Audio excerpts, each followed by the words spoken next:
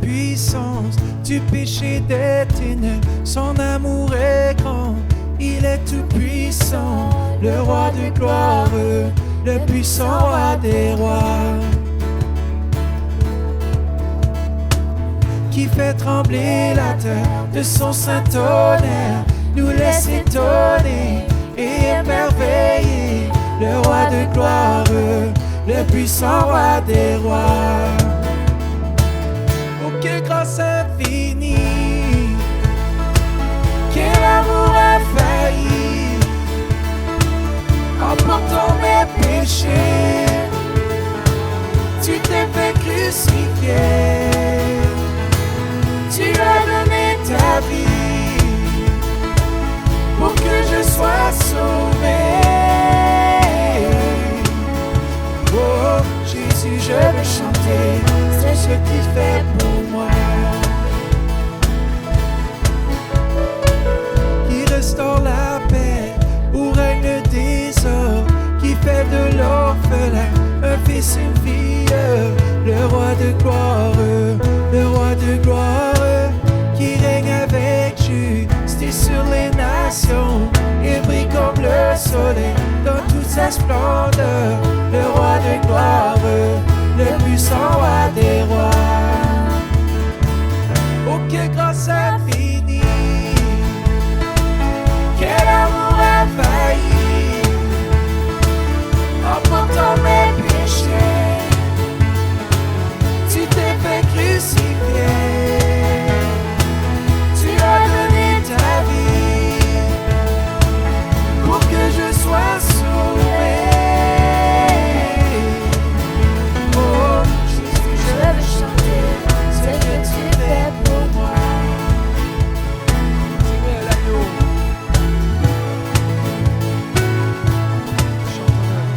digne l'agneau immolé, digne le roi qui a vaincu la mort, digne l'agneau immolé, le roi qui a vaincu la mort, digne l'agneau immolé, digne le roi qui a vaincu la mort, digne l'agneau immolé, digne, quelle grâce infinie, quel amour infaillible, en portant mes péchés, tu t'es fait crucifier,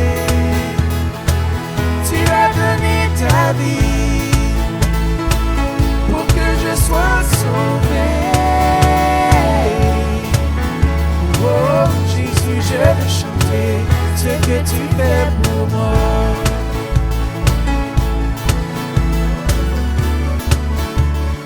Ce que tu fais pour moi. Oh,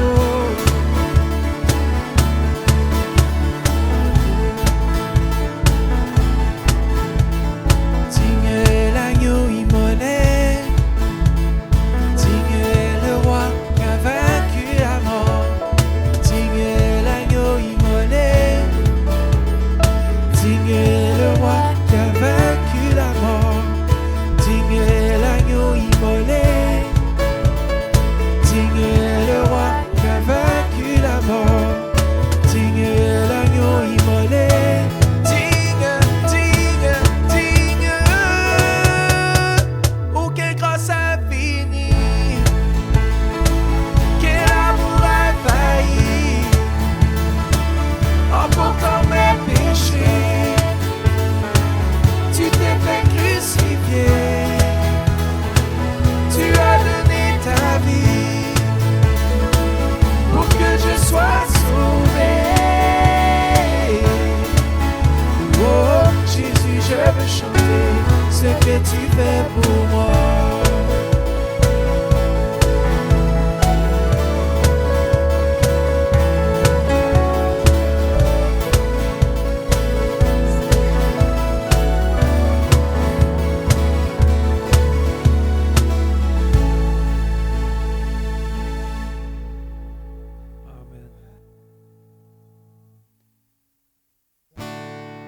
Oh, oh, oh.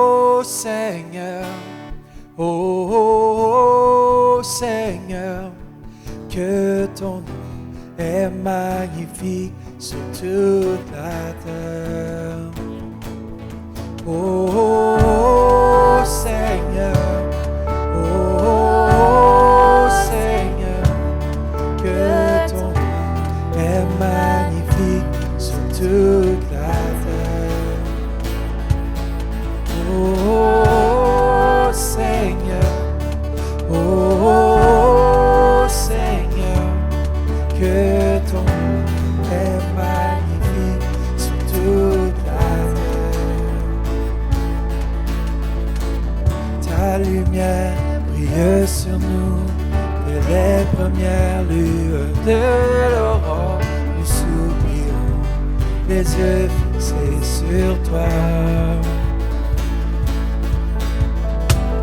Dès le lever du soleil, toute la terre attend, espère, nous soupirons, les yeux fixés sur toi. Oh Seigneur, oh Seigneur, que ton nom est magnifique sur toute la terre. Oh Seigneur, que ton nom est magnifique sur toute la terre. Ton onction descend sur nous, remplit ce sanctuaire, nous espérons, nous te louons, Seigneur. Ton onction descend sur nous, remplit ce sanctuaire, nous espérons, nous te louons, Seigneur. Oh, oh Seigneur, oh Seigneur, que ton nom est magnifique sur toute la terre. Oh Seigneur, oh Seigneur, que ton nom est magnifique sur toute la terre. Ton nom est une lumière dans les ténèbres, oh, ton nom est la vérité, ton nom seul, ton nom seul. Ton nom est une lumière dans les ténèbres, oh, ton nom est la vérité, ton nom seul, ton nom seul. Ton nom est une lumière dans les ténèbres, oh, ton nom est la vérité, ton nom seul, ton nom seul. Oh Seigneur, oh Seigneur, que ton nom est magnifique sur toute la terre. Oh Seigneur, oh Seigneur, que ton nom est magnifique sur toute la terre. Toute la terre, Jésus, pour toute la terre, Seigneur. Alléluia. Jésus, yeah.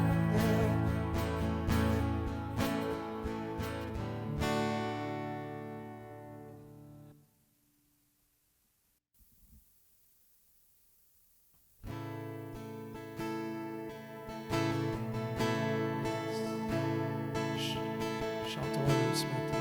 Levons nos mains vers lui ce matin. Il est digne de louange.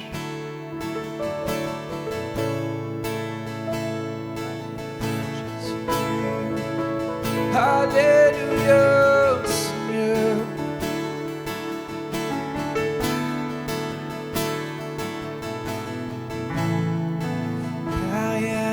vaut plus et rien n'a d'égal, rien n'est comparable à cet espoir vivant. Ta présence, Seigneur,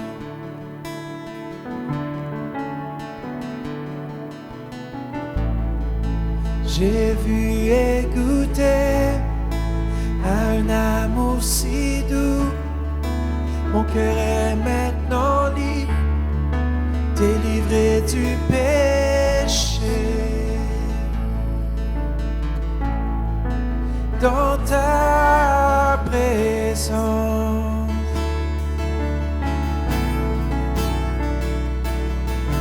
Saint-Esprit, sois le bienvenu. Remplis ce lieu de ta présence. Nos cœurs soupirent après la gloire de Dieu. En toi, Seigneur, nous sommes plus que vainqueurs. Yeah. Plus que vainqueurs.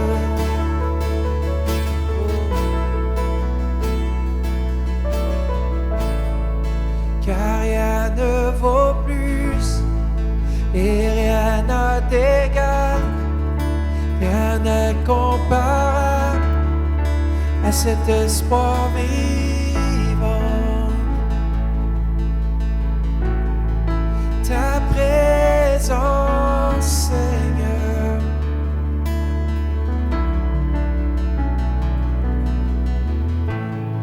j'ai vu et goûté un amour si doux. Mon cœur est maintenant libre, délivré du péché. Dans ta présence,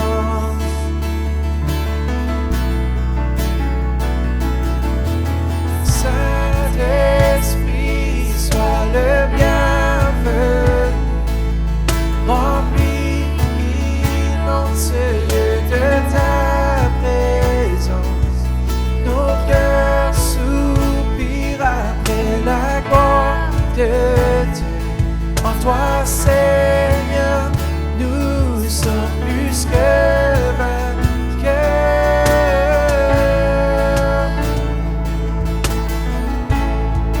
Plus que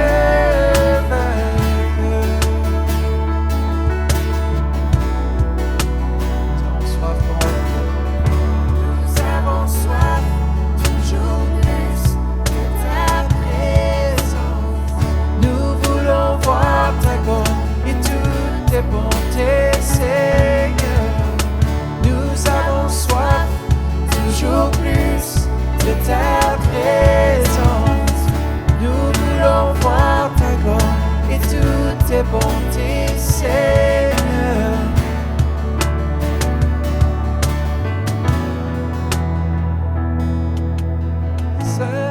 Saint-Esprit, sois le bienvenu. Remplis, inonde ce lieu de ta présence. Nos cœurs soupirent après la gloire de Dieu. En toi, Seigneur, nous sommes plus que vainqueurs.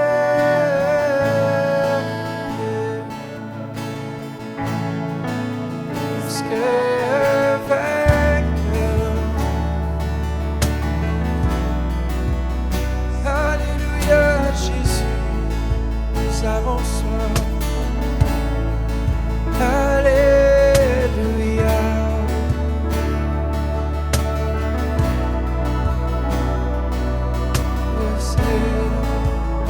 Oh, yeah. Tu es bon, Seigneur. Tu es vainqueur dans ce lieu.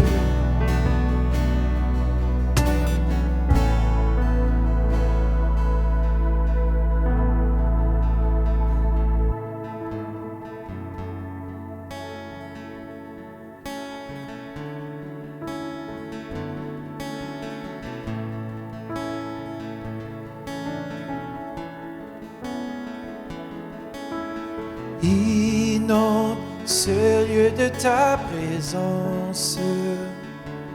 Nous avons besoin de toi. Inonde ce lieu de ta présence. Nous avons besoin de toi.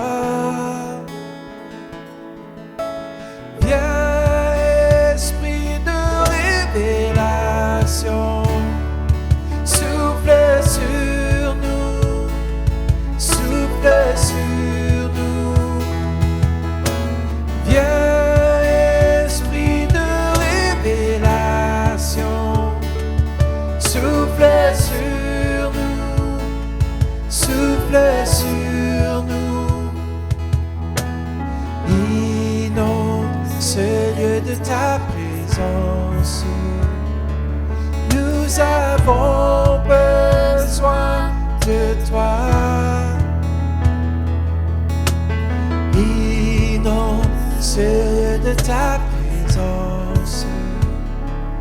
Nous avons besoin de toi.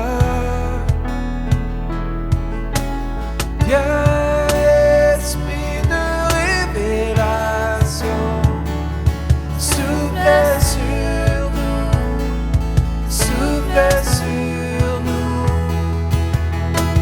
Viens, esprit de révélation, souffle sur nous, souffle sur nous. Esprit de révélation, souffle sur nous, souffle sur nous. Inonde ce lieu de ta présence.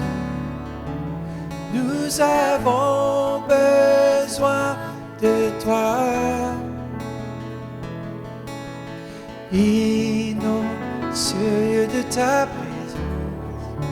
Yeah, Seigneur, inonde ce lieu de ta présence.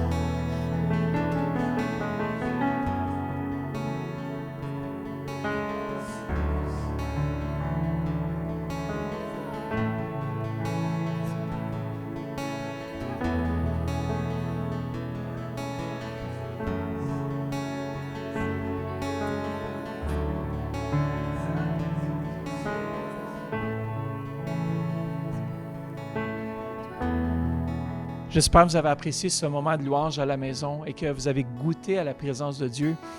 Et je veux vous encourager, si vous êtes là à l'écoute, partagez, si vous êtes sur Facebook, partagez avec les amis le live afin que d'autres puissent être bénis aussi parce qu'on a un enseignement qui s'en vient avec Joshua et Steve qui vont être excellents. Mais juste avant ça, j'aimerais vous encourager à semer, de continuer à être fidèles dans vos semences. Et dans 2 Corinthiens, chapitre 9, versets 6 et 7, ça nous dit ceci. « Sachez-le, celui qui sème peu moissonnera peu, et celui qui sème abondamment moissonnera abondamment. Que chacun donne comme il a décidé dans son cœur, sans regret ni contrainte, car Dieu aime celui qui donne avec joie. » Je crois vraiment que donner, c'est une attitude de cœur. Et si votre cœur est à la bonne place, il n'y aura pas de regret. Alors vous semez, et ça nous dit que celui qui sème va récolter quelque chose. Alors, je veux vous encourager à la maison de donner avec joie et de continuer à être fidèle. On vous remercie pour ceux qui n'ont pas entendu. Il y a environ une semaine, on a pris une offrande pour compassion, pour ce qui se passe, la crise COVID-19. Et puis, on a accumulé 2000 $. Merci de votre fidélité. Merci d'être aussi si généreux. Alors, en ce moment ici, vous pouvez donner par e-transfer. Faites un don à DONS à églisecentre.com.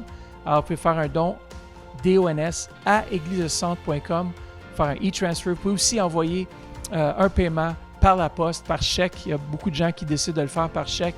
Alors, vous pouvez juste écrire à 1080 rue Saint-Pierre, Orléans, K1C1L3. 1080 rue Saint-Pierre, Orléans, Ontario, K1C1L3. Et faire les chèques à Église Le Centre. Vous pouvez aussi donner sur notre site web, c'est très facile, églisecentre.com. Il y a une rubrique juste en haut à droite dans le site web qui dit « Don ». cliquez sur don et vous pouvez donner soit par PayPal ou directement sur notre site. Et si vous donnez directement sur notre site, c'est assez simple parce que vous pouvez vous enregistrer et ça garde en mémoire la carte de crédit et les informations et ça facilite votre façon de pouvoir donner en ligne. Alors, sans plus tarder, on a un message vraiment encourageant de Joshua et de Steve. Allons les écouter présentement. Salut à tous et à toutes. Mon nom c'est Steve Nahimana. Je fréquente l'église au centre à Ottawa. Je suis un leader en formation. Aujourd'hui, j'apporte une étude biblique sur l'apôtre Paul.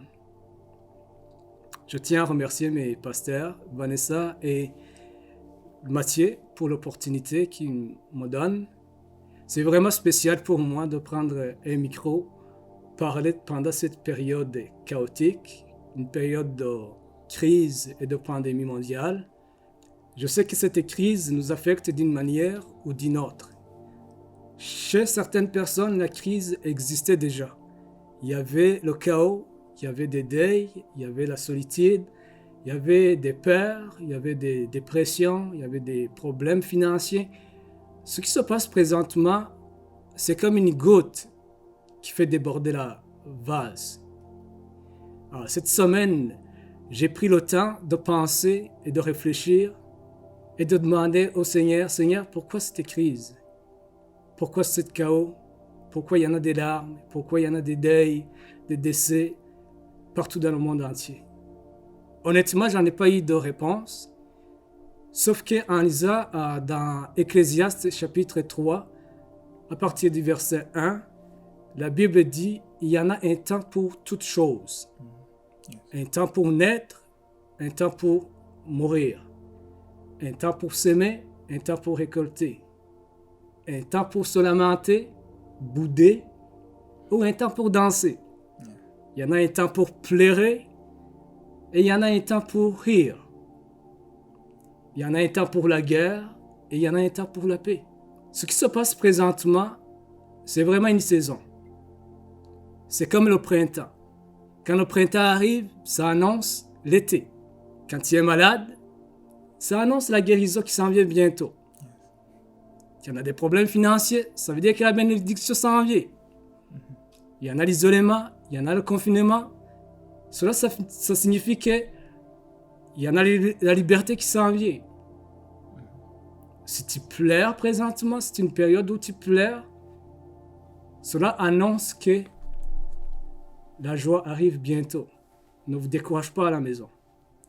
C'est certain, ça nous affecte d'une façon ou d'une autre. Comme moi, j'ai eu vraiment la grâce, je continue à travailler. Ma femme est au chômage. Elle a développé une passion pour la couture. Elle fait des sacs magiques, d'une quantité limitée, des masques. Elle fait des dessins.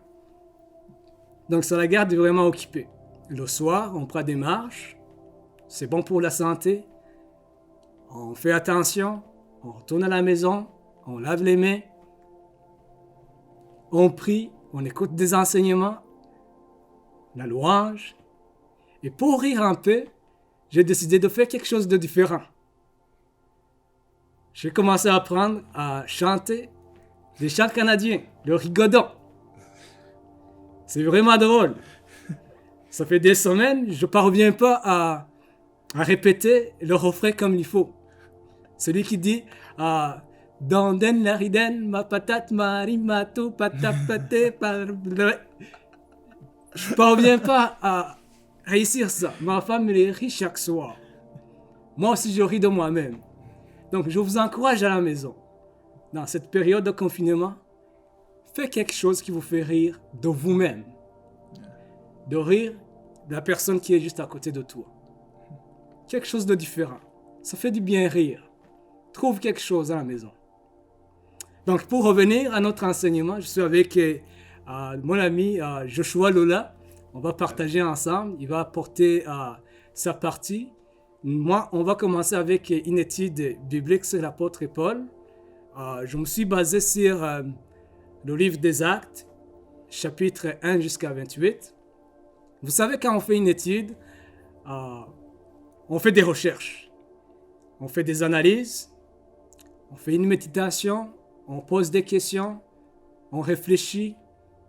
Donc, ce que je vous propose, c'est vraiment différent et simple. Je vais juste poser des questions pour voir si vous avez vraiment lu la Bible un jour où je vous invite aussi à lire la Bible à la maison. Donc, on va y aller avec des questions et on va voir si vous avez des réponses, c'est bien. Si vous n'avez pas de réponses, prends le temps de lire la Bible. Première question, si vous êtes prêts, c'est concernant l'apôtre Paul. Qui a prié pour Saul afin qu'il retrouve la vie après avoir fait un face-à-face avec Dieu?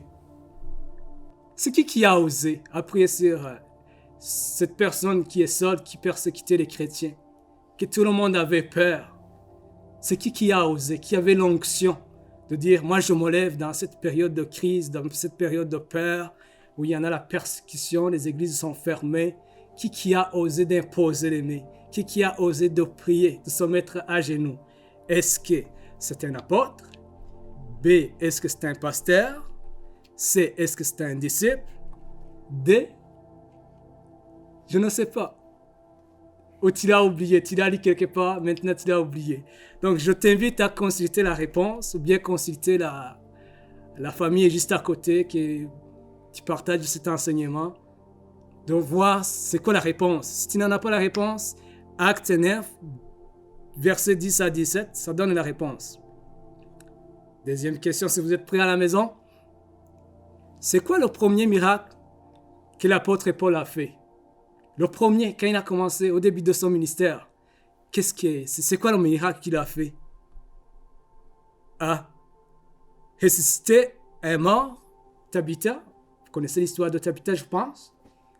Si vous ne la connaissez pas, c'est le temps d'aller lire dans la Bible, vous allez connaître l'histoire de Tabitha. Est-ce que c'est l'apôtre Paul ou c'est Pierre? Donnez-moi la réponse. B. Maudire un magicien, puis le magicien est devenu aveugle. Pas mal. C. Guérir le père de Publius qui souffrait de la fièvre et de la dysenterie. D. Je ne sais pas. Peut-être tu ne sais pas. Donc, je t'invite vraiment à aller trouver la bonne réponse dans Actes chapitre 14, verset 8. Troisième question qui est vraiment drôle. Il y a eu un débat sur le salut et la circoncision. Qui faisait vraiment la vérification pour savoir telle personne a eu la circoncision ou pas? Dis-moi si vous avez la réponse. Est-ce que ce sont les apôtres qui disaient, hey, les disciples, les garçons, viens, on va vérifier voir. Hein? Les pharisiens, ou bien c'était les femmes. Une base de données, les femmes connaissent des choses. Je disais ma femme, donnez pas la réponse à ce qui me concerne. Ou aucune de ces réponses. La bonne réponse, probablement, ça se trouve dans Acte 15, versets 1 à 11. C'est vraiment un débat qui peut-être ça n'existe pas maintenant, mais qui est camouflé dans un autre type de débat. Le salut et les œuvres. Est-ce qu'on a besoin de faire quelque chose pour être sauvé? Est-ce que notre salut compte à cause qu'on a fait quelque chose? C'est vraiment un débat qu'on peut avoir dans les églises, que tu peux avoir même personnellement pour toi à la maison. Douter pour ton salut ou pour tes prières. Quelle est la raison du désaccord entre Paul et Barnabas? Il y a eu un désaccord, un dissentiment, c'est ça que la Bible dit. Ils ne s'entendaient pas, ils ne voulaient pas même se sentir. C'était quoi le problème? Des pistes de réponse. Paul gagnait plus d'argent que Barnabas? Je ne sais pas. Les disciples aimaient plus Barnabas? C. Paul ne voulait pas aller en voyage avec Marc. C'était quoi le problème de Marc? D. J'ai aucune idée de quoi tu parles. Donc il faudra aller lire la Bible. Bonne réponse, Acte 15, verset 36 à 40. Paul a ressuscité un mort. Quel est son nom? Comment il s'appelle? Est-ce que c'est Tabitha? Est-ce que c'est Eutychus? Un bon nom. Ou bien c'est Lazare? Bonne réponse. Actes, chapitre 20, verset 7. Dernière question. Alors, savez-vous que l'apôtre Paul a écrit 13 épîtres? Le synonyme, ce sont des lettres dans le Nouveau Testament. Pourquoi je dis ça? Les lettres, peut-être présentement, on ne les voit pas souvent. Aujourd'hui, ce sont des courriels, ce sont des textes, ce sont des tweets sur des réseaux sociaux. Je trouve que c'est vraiment important, si une personne t'envoie une lettre, de prendre le temps de le lire. J'invite l'Église, j'invite les enfants de Dieu. Paul a écrit quelque chose qui nous concerne, de prendre le temps de lire. Dans les messages dans les lettres que l'apôtre Paul a écrites, dans chaque lettre ou bien dans chaque chapitre, il y avait un message d'amour. Je te demande pourquoi on lit la Bible. Voici ma raison personnelle de lire la Bible. Chaque fois que je lis la Bible, je trouve un message d'amour. L'amour de Dieu, l'amour de Jésus. Es-tu en manque de l'amour? Cherches-tu de l'amour? L'apôtre Paul a un message pour toi.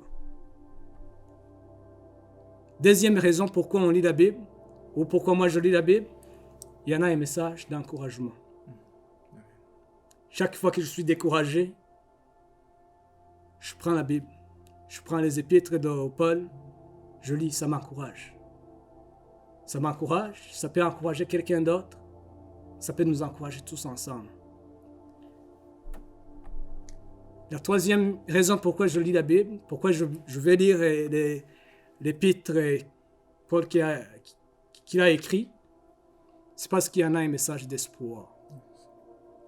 Donc tu es désespéré dans cette période de crise, dans cette période où la plupart des gens ont perdu des emplois, il y en a des maladies, c'est complexe. Ça se peut même qu'il y en a des problèmes qu'on ne connaît pas, que les médias ne rapportent pas même. Des choses inconnues, des choses personnelles. L'apôtre Paul a passé à travers. C'était un modèle pour moi. Il a vécu toutes sortes de problèmes, toutes sortes de tempêtes. Il a fait la prison. Il a été persécuté, il a été rejeté, il a été lapidé.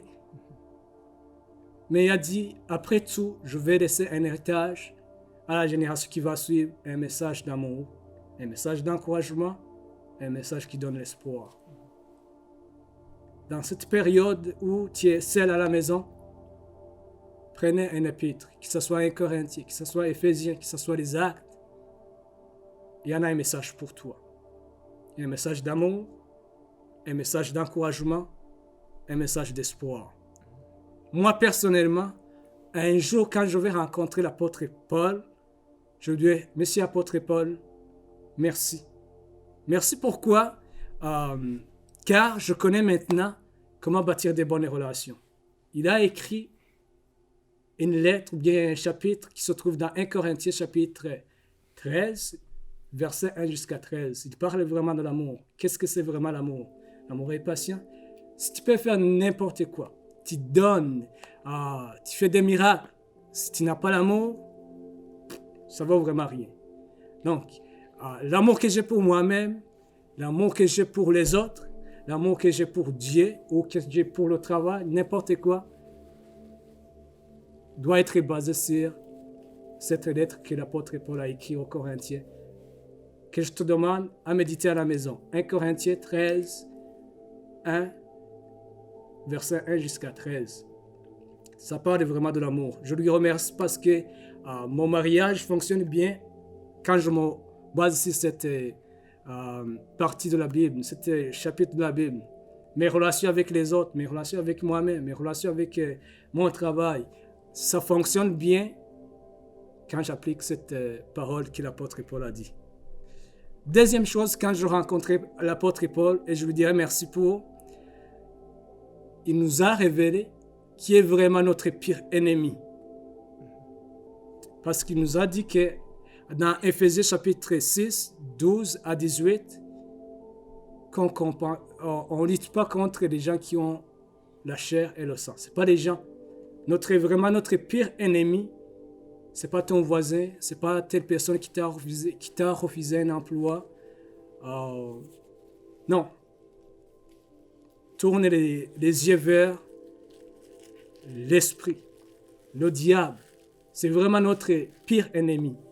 Donc, je le remercie pour avoir identifié c'est qui vraiment notre pire ennemi.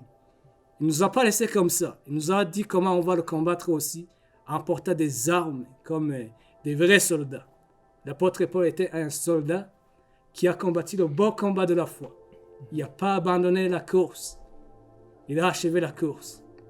Il a gardé la foi aussi. Dernière chose que je dirais sur l'apôtre Paul, qui est notre modèle à suivre, c'est dans le verset, il se trouve dans Philippiens 1, verset 6. Ça dit ceci.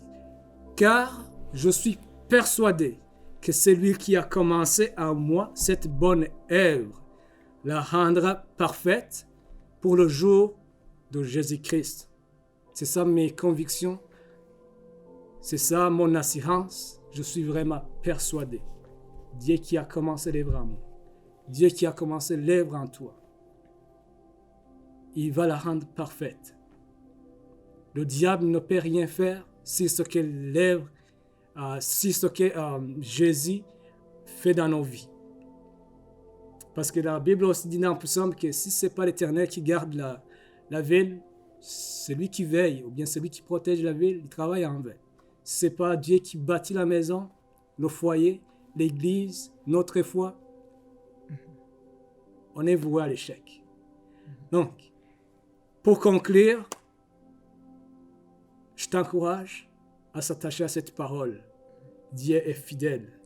Il n'est pas menteur.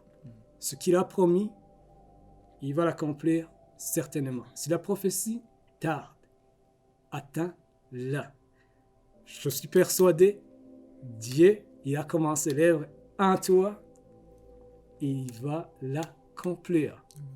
Écoute, c'est très intéressant ce que Steve est en train de partager au sujet de l'apôtre Paul. Et lorsque vous voyez toutes les différentes choses que Steve a citées par rapport aux persécutions que l'apôtre Paul a eues, par rapport au fait que l'apôtre Paul c'est un modèle, un héros, un soldat.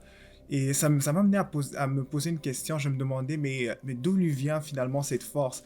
En fait, d'où vient cette force qu'il a de toujours? Parce que je me rappelle même, en lisant les Actes des Apôtres, il y a quelque part où l'apôtre Paul venait d'être lapidé et laissé pour mort.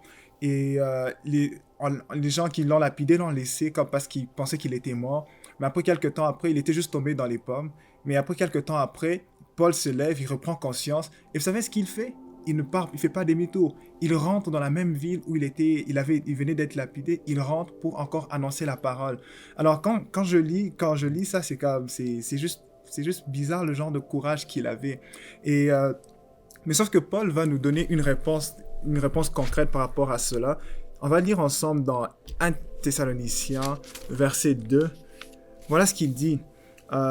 Verset 2, il dit: vous vous souvenez dans quelle disposition nous sommes arrivés? Nous venions juste d'essuyer des insultes et des outrages à Philippe. On nous avait maltraités.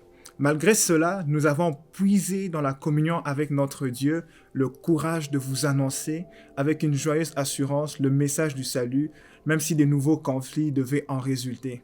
Nous avons proclamé franchement et hardiment le message, l'évangile de Dieu, en dépit des oppositions et des luttes pénibles qu'il suscitait. Alors Paul est en train de dire en fait que sa force était puisée dans la communion avec notre Dieu. Ça nous ramène un peu à nous aujourd'hui, parce que aujourd'hui nous sommes environnés de différentes sortes de difficultés, de différentes sortes d'obstacles devant nous. Mais Paul est en train de nous rappeler une chose. Il est en train de nous dire, en fait, chrétiens de 2020, il y a quelque chose que vous devez savoir, c'est que moi j'ai puisé ma force dans la communion avec Dieu. Il ne s'arrête même pas là. Si on lit dans Éphésiens 6 que Steve avait annoncé tantôt, si on lit dans Éphésiens 6, voilà ce qu'il dit au verset 10. Il dit: pour conclure, devenez des chrétiens forts, non par vous-même, mais en puisant vos forces dans des ressources infinies de la puissance du Seigneur. C'est dans la communion avec lui que vous trouverez votre énergie. Et on voit encore l'apôtre Paul encore nous ramener encore au même sujet, la communion avec lui. Et si vous descendez au verset 18, il dit « Demeurez en communion avec l'Esprit par une prière persévérante. » Vous pouvez lire tout le chapitre. Mais voilà l'apôtre Paul qui ne cesse de ramener les hommes et les femmes à se rappeler que leur force, leur identité, tout ce qu'ils ont besoin pour la vie se trouve dans la communion avec le Seigneur. Et vous savez ce que Paul trouve dans cette communion avec le Seigneur aussi pour lui pousser à avancer, pour le pousser à faire des exploits qu'il a fait durant toute sa vie. Il trouve la joie. Il trouve la joie parce que c'est la joie qui te motive à faire ce que tu fais. Si tu ne peux pas avoir beaucoup de motivation à faire ton travail si tu n'as pas de la joie en faisant ton travail. Et Paul trouve dans la communion avec le Seigneur la joie pour avancer, la joie du Seigneur. Et j'aimerais qu'on puisse se mettre d'accord que la joie du Seigneur dont il s'agit ici, c'est une joie qui ne dépend même pas de ce que tu traverses. C'est une joie qui ne dépend pas de ce que tu rencontres. C'est une joie qui ne dépend pas de ta santé. Une joie qui ne dépend pas de comment tu te sens dans ton corps, dans ta chair, comment tu te sens. C'est une joie qui va au-delà de cela. Et heureusement, et parce que la personne qui vous parle de cette joie, la personne qui vous parle de la joie du Seigneur en ce moment, c'est quelqu'un qui a été empoisonné 3 fois dans sa vie. C'est quelqu'un qui a été hospitalisé, quelqu'un qui a rencontré plusieurs fois des occasions peut-être où sa vie devait être enlevée, quelqu'un qui a vécu même dans les guerres et tout ça. Mais au milieu de toutes ces choses, la joie du Seigneur était là. Je ne peux pas vous expliquer comment la joie du Seigneur était là, je ne peux même pas vous décrire en fait comment elle se manifeste, mais c'est une joie qui vient au-delà de ce que vous ressentez, au-delà de ce que vous traversez. Et heureusement pour nous que la joie du Seigneur ne dépend pas de toutes ces choses, des choses qui nous entourent. J'ai vu beaucoup de gens qui ont fait la lutte, qui font la lutte acharnée avec le temps ils se battent pour cacher tout ce que les rides que le temps met sur leur corps. Ils se battent, ils achètent des produits, ils font de la chirurgie. Les gens se battent, les gens investissent. Il y a une industrie qui rapporte beaucoup d'argent en ce moment. C'est l'industrie justement de la mode, la chirurgie esthétique. C'est des gens qui ont beaucoup d'argent en ce moment parce que les gens se battent contre le temps, parce qu'ils veulent pour beaucoup d'entre eux, ils trouvent leur joie et leur satisfaction dans l'approbation des autres. Ils veulent ressembler à tout prix à une image. Et je veux dire aux chrétiens aujourd'hui qui nous suivent en ce moment, c'est que heureusement pour nous que la joie du Seigneur n'est pas basée sur quelque chose d'aussi éphémère que la beauté d'une personne, que notre beauté. Et vraiment, c'est une joie surnaturelle qui vient de l'intérieur de chacun d'entre nous, qui vient de l'intérieur. Et j'aimerais prendre un petit instant, on va juste lire rapidement quelques passages. Ecclésiaste 10, 19, voici ce qu'il dit. Il dit « On fait des repas pour se divertir, le vin rend la vie joyeuse et l'argent répond à tout. » Ésaïe 24, le verset 11. « On crie dans les rues parce que le vin manque. Toute réjouissance a disparu, l'allégresse est bannie du pays. » Psaume 104, verset 15. Le vin réjouit le cœur de l'homme et fait plus que l'huile resplendir son visage, et le pain qui soutient le cœur de l'homme. Alors, ces passages que je viens de lire, c'est pas pour faire l'apologie du vin, c'est pas ça le but, mais seulement c'était pour faire ressortir une équation en fait que l'apôtre Paul va reprendre dans Éphésiens 5, 18 que vous pouvez lire à la maison. La Bible parle que la joie quitte la ville quand il manque de vin. La joie quitte une fête quand il manque de vin. Et la Bible, dans les 3 passages de l'Ancien Testament qu'on vient de lire, ça mettait un peu le parallèle qu'il y a entre la joie et les vins. La joie et les vins. Et l'apôtre Paul, quand il va aborder ce sujet, il va dire « Ne vous enivrez pas du vin, mais soyez remplis de l'Esprit. Soyez continuellement en train d'être remplis du Saint-Esprit. » Et c'est ce que l'apôtre Paul est en train de nous faire révéler, c'est que puisque le vin était considéré avant comme une source de joie qui peut réjouir notre cœur, aujourd'hui l'apôtre Paul nous donne une nouvelle alternative, la plénitude de l'esprit.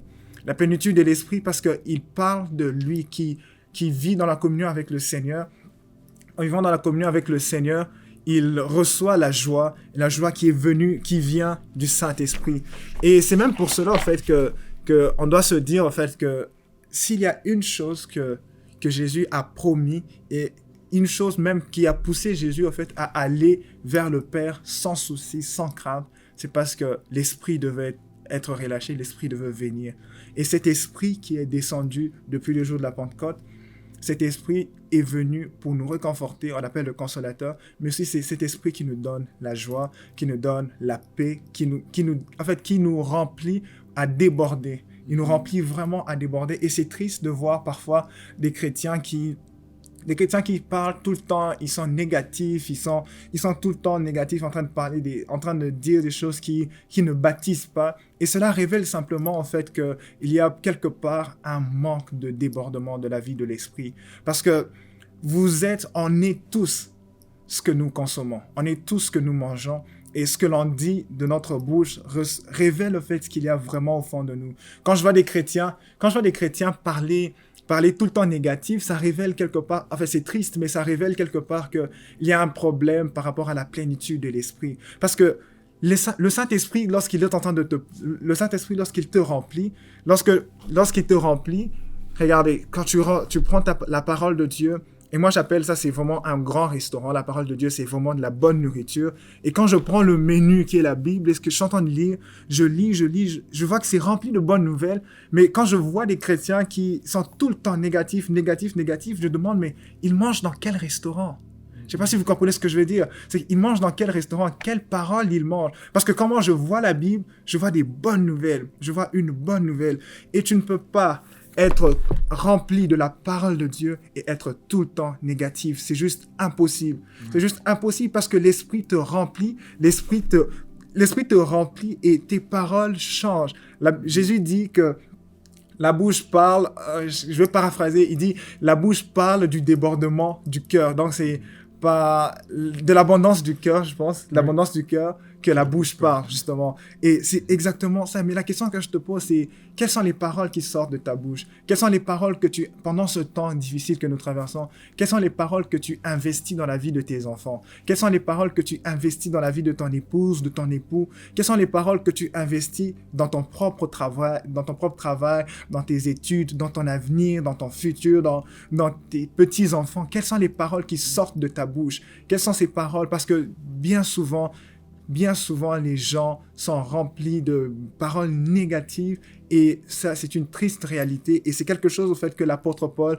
Parce que souvenez-vous que l'apôtre Paul, par exemple dans l'épître aux Philippiens, lorsque le passage par lequel Steve a fini, c'est que dans l'épître aux Philippiens, cette épître, Paul l'a écrite depuis la prison. Et quand il finit l'épître aux Philippiens, dans Philippiens 4, Paul dit... Réjouissez-vous toujours dans le Seigneur, je le répète, réjouissez-vous. Alors, on doit savoir une chose, c'est que nous autres, quand on veut insister sur un mot, quand on parle, ce que l'on fait, c'est on va accentuer notre volume par rapport à un mot. Je vous donne un exemple. Je te dis d'arrêter ce que tu fais. Vous voyez, j'ai mis l'accent dans arrêter ce que tu fais. Et si je dois écrire, si je mets un accent sur un mot, ce que je ferai, je vais le prendre, je vais le mettre en gras ou en bold, ou peut-être en italique, ou peut-être même surligné. C'est juste pour te dire que c'est dans ce mot que je mets l'emphase. Mais sauf que les Juifs, eux, quand ils voulaient insister sur un mot, insister sur quelque chose, ils ne mettaient pas en gras, ils ne mettaient pas en italique ou ne surlignaient pas, ils répétaient simplement. Donc partout dans la Bible, quand vous lisez, que vous voyez qu'un mot est répété 2 fois dans une seule phrase, prêtez attention parce que l'auteur veut vraiment accentuer ce qu'il vient de dire. Et Paul est en train de faire la même chose puisqu'il est un juif. Il dit « Réjouissez-vous dans le Seigneur », je le répète, « Réjouissez-vous ». Et souvenez-vous que la personne qui est en train de dire ça est en prison en ce moment. Pendant qu'il est en train de dire, il est en prison. Et nous, on n'est même pas en prison. On peut sortir. Tu peux sortir, tu peux aller faire des courses essentielles. Et même pour certains, tu peux encore aller travailler. Donc, et Paul est en train de dire, lui qui était privé de tous les droits, et la prison de l'apôtre Paul n'était pas comme la prison aujourd'hui, même qu'on a aujourd'hui de nos jours. Et malgré cela, il avait cette joie dans le Seigneur et il nous exhortait à toujours nous réjouir malgré tout ce que l'on peut traverser. Une autre chose que l'apôtre Paul est en train de nous montrer aussi au travers de toute son histoire, de toute sa vie, c'est il met l'accent sur la vie de sacrificateur. Sacrificateur de la nouvelle alliance que nous sommes, vous et moi. Si on prend un petit recul, on regarde dans 1 Pierre 2, 9, où l'apôtre Pierre va dire que vous, au contraire, vous êtes une race élue, des sacrificateurs et des rois. Et on voit que Dieu nous a appelés à être des sacrificateurs pour lui, des sacrificateurs pour son peuple, des sacrificateurs pour le monde entier. Et si on va juste revenir un peu à l'origine de ce mot, sacrificateur vient du mot hébreu Kohen. Alors Kohen veut simplement dire constructeur, bâtisseur ou constructeur des ponts. Alors ça signifie que les sacrificateurs avaient pour rôle dans l'Ancien Testament d'être des intermédiaires ou de médiateurs entre les hommes et Dieu. Et dans le Nouveau Testament, Paul est en train de jouer ce rôle, et même on voit dans la vie de Paul, et c'est ce qu'on va essayer d'imiter, parce que Paul dit « Soyez mes imitateurs comme je le suis moi-même de Christ, comme Christ est le souverain sacrificateur ». On voit que Paul était un médiateur, il était le canal par lequel Dieu passait, que Dieu était en train de passer pour rétablir la réconciliation entre les hommes et Dieu. Et il le dit même très bien, en quelque part, il dit que nous avons reçu du Seigneur le ministère de la réconciliation, afin de réconcilier les hommes et Dieu. Et non, il ne se limite pas seulement à réconcilier les hommes et Dieu, mais aussi Paul, si vous lisez dans l'épître de Philémon, vous allez remarquer que Paul va être un médiateur entre Philémon et Onésime. Il va être un pont entre deux hommes. C'est aussi encore ça que l'apôtre Paul est en train de nous apprendre, que nous sommes des gens qui aussi devons nous mettre entre deux personnes pour ramener la communion. Entre deux personnes de la même famille, ramener la communion. Entre des personnes des différentes familles, de ramener la communion. Nous sommes des personnes qui ont reçu, comme l'apôtre Paul, le ministère de la réconciliation. Et Dieu attend de nous que nous soyons des sacrificateurs. Pourquoi des sacrificateurs? Simplement parce que ça apporte la joie, premièrement. Ça apporte la joie, vous savez quoi? À chaque fois que vous amenez quelqu'un au Seigneur, vous ne vous imaginez pas la joie que vous-même vous ressentez, que vous-même vous recevez dans votre vie, et la joie que vous provoquez même au ciel. Toutes les personnes qui ont... Je ne sais pas si vous avez déjà fait ça une fois dans votre vie, mais si vous avez amené quelqu'un au Seigneur, il y a une joie profonde qui vous anime. Et lorsque vous êtes sacrificateur, vous ne pouvez pas imaginer aussi la joie que vous recevez lorsque tu pries pour quelqu'un, tu intercèdes pour quelqu'un et finalement Dieu répond favorablement à cette prière. Il y a une joie profonde qui est dans ton cœur. Il y a une joie profonde qui est dans ton cœur lorsque tu parles à quelqu'un, lorsque tes paroles servent de consolation à une personne. Il y a une joie immense. Et cette joie qui animait sans cesse l'apôtre Paul, et même lorsque vous lisez les différentes épîtres, vous allez voir que l'apôtre Paul était souvent consolé simplement par les résultats de son ministère envers les autres églises. C'était un sujet de joie pour lui. Il dit très bien aux Thessaloniciens que vous êtes pour moi un sujet de joie, un sujet de gloire pour moi. Et c'est la même chose. Et je vous invite vraiment à être des sacrificateurs, des gens qui peuvent se mettre à la brèche pour d'autres personnes, des gens qui peuvent parler pour d'autres personnes. Et aussi sacrificateurs parce que c'est un impératif pour le salut. Quand on parle des héros, on parle des gens qui peuvent faire face au danger. On parle des gens qui peuvent aller contre le danger et vraiment agir de manière exceptionnelle. Et c'est cette façon-là aussi, le fait que les gens, pour être sauvés, Dieu ne vous a pas enlevé de la terre le jour où vous avez reçu le salut. Dieu ne t'a pas enlevé directement. Il t'a encore gardé parce qu'au travers de toi, il y a des gens qui doivent recevoir Dieu. Il y a des gens qui doivent apprendre à connaître le Seigneur. Au travers de toi qui nous suit en ce moment, ta famille va connaître Dieu au travers de toi. Les gens autour de toi au travail vont connaître Dieu à partir de toi. Parce que l'apôtre... c'est pas l'apôtre, mais le prophète Ésaïe dit « Comment ces gens vont-ils se convertir s'ils n'entendent pas parler de l'Évangile? Et comment en entendront-ils parler si personne ne prêche ?» Alors Dieu nous invite aujourd'hui à être des sacrificateurs, à être des gens par lesquels il va passer pour toucher les gens, pour toucher son peuple. Et malheureusement, je vais peut-être aller en finissant, malheureusement c'est que aujourd'hui, il y a beaucoup de choses qui nous empêchent souvent d'être d'être des sacrificateurs. Et il y a des obstacles qui nous empêchent justement d'être des sacrificateurs que Dieu voudrait. Et la première chose, c'est que l'une des principales choses, c'est que tu ne peux pas être sacrificateur lorsque toi-même tu n'es pas réconcilié avec Dieu. Parce que quand on parle de sacrificateur, ton rôle, c'est de réconcilier les gens avec Dieu, de réconcilier des gens entre eux aussi. Mais on ne peut pas réconcilier des gens avec Dieu si nous-mêmes, nous ne sommes pas réconciliés avec Dieu. Et Dieu attend à ce que les gens soient réconciliés avec lui pour qu'ils puissent réconcilier les autres avec lui. Et c'est ce que je trouve malheureusement, c'est que aujourd'hui c'est plus à la mode en fait d'être chrétien. Et ça fait que dans nos églises, souvent on a des adhérents. On a des adhérents à l'église, des gens qui adhèrent à l'église, des gens qui adhèrent à la vision de l'église, des gens qui adhèrent à un groupe musical, des gens qui adhèrent à la vision d'un pasteur, mais finalement qui, en fin de compte, n'ont jamais adhéré au Dieu de l'Église. Et justement, il y a un temps, mes frères et sœurs qui me suivaient en ce moment, il y a un temps qui arrive, dans les jours qui viennent, dans les mois qui viennent, dans les années qui viennent même, la trompette va sonner.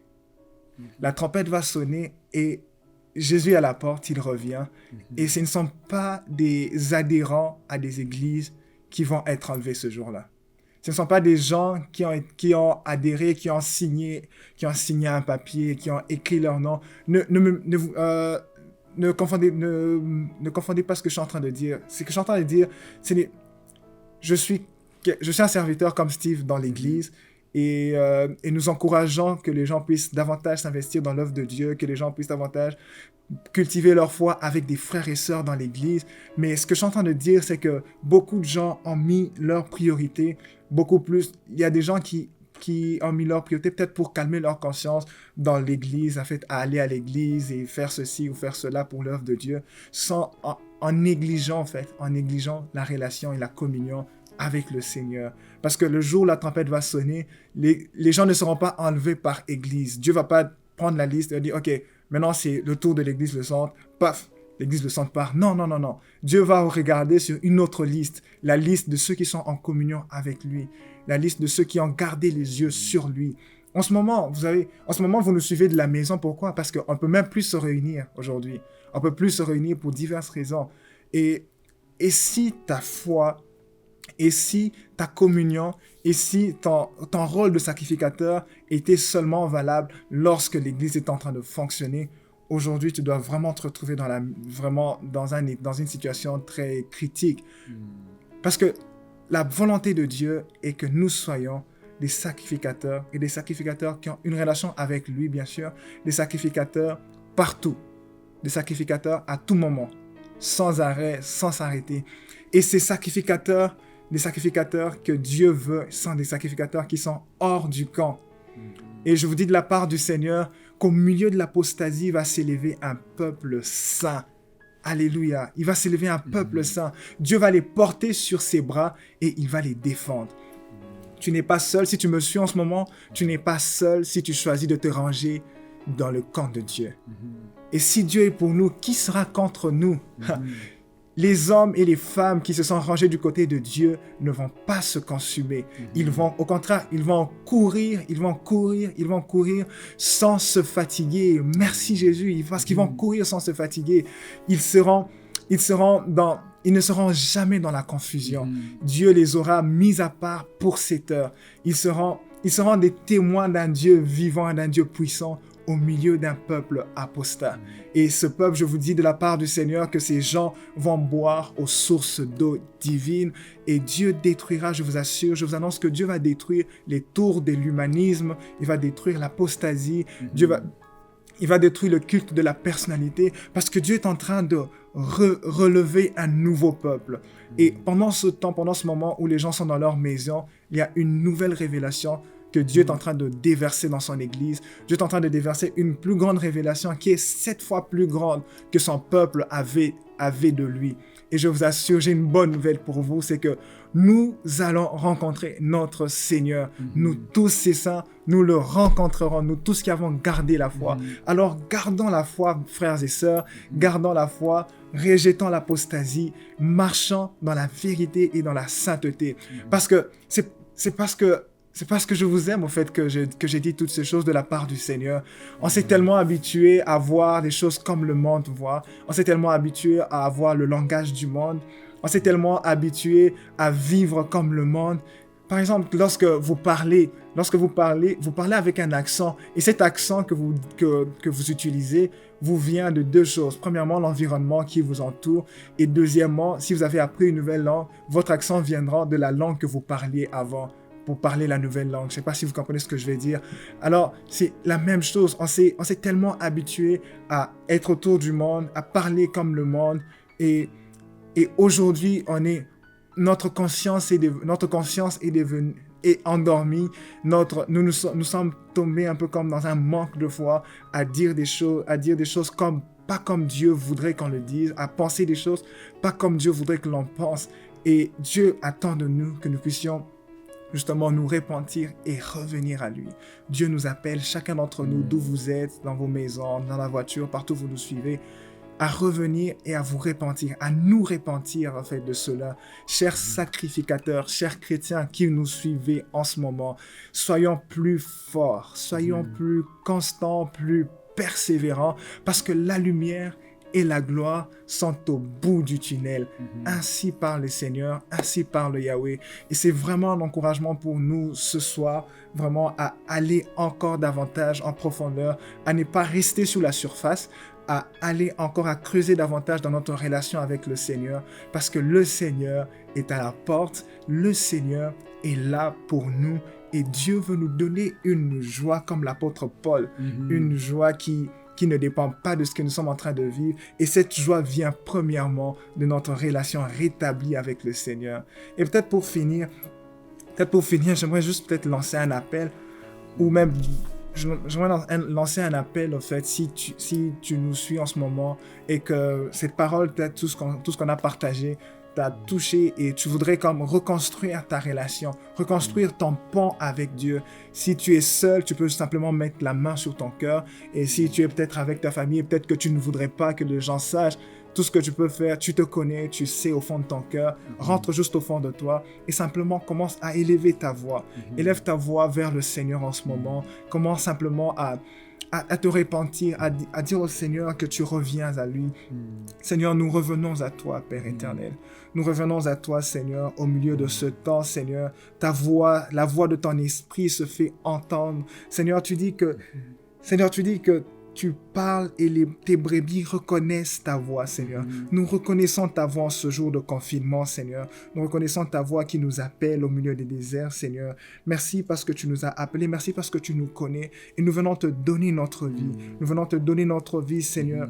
Nous tournons le dos, Seigneur, à l'apostasie. Nous tournons le dos au manque de foi. Nous tournons le dos, Seigneur, à la tristesse. Nous tournons le dos, Seigneur, à l'angoisse. Nous tournons le dos, Seigneur, à toute forme de péché. Nous tournons le dos, Seigneur, et nous venons à toi, Seigneur. Viens, Père éternel, accueille-nous encore, Seigneur, dans ta maison, et donne-nous encore la force d'avancer encore, et de ne plus jamais reculer.